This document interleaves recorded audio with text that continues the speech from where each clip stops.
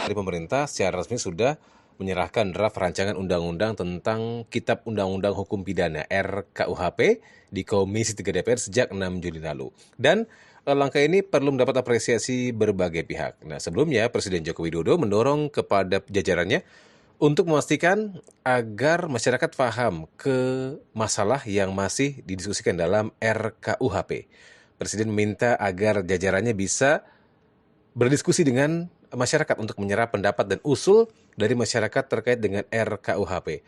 Nah, sebelumnya disampaikan Mahfud MD sebagai Menteri Koordinator Bidang Politik, Hukum, dan Keamanan setelah ikut rapat internal yang membahas masalah RKUHP dengan Presiden.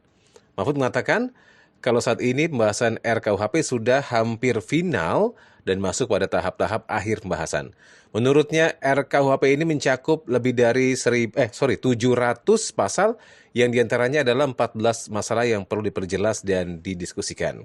Jadi akan ada diskusi secara terbuka dan proaktif dan dibahas terus di DPR. Karena ada memang arahan Presiden tentang 14 masalah ini dan perhatian yang besar dari Presiden, pemerintah akan mengagendakan penyelenggaraan diskusi untuk menyerap usul dari masyarakat dan akan difasilitasi oleh Kominfo, sementara untuk materinya akan disiapkan oleh Kementerian Hukum dan Hak Asasi Manusia.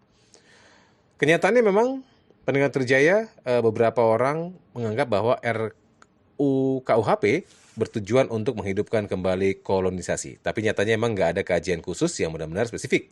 Dan kenyataannya RKUHP justru merupakan salah satu upaya pemerintah untuk menyusun sebuah sistem rekodifikasi hukum pidana nasional yang bertujuan menggantikan KUHP lama sebagai produk hukum pemerintahan dari zaman kolonial Belanda.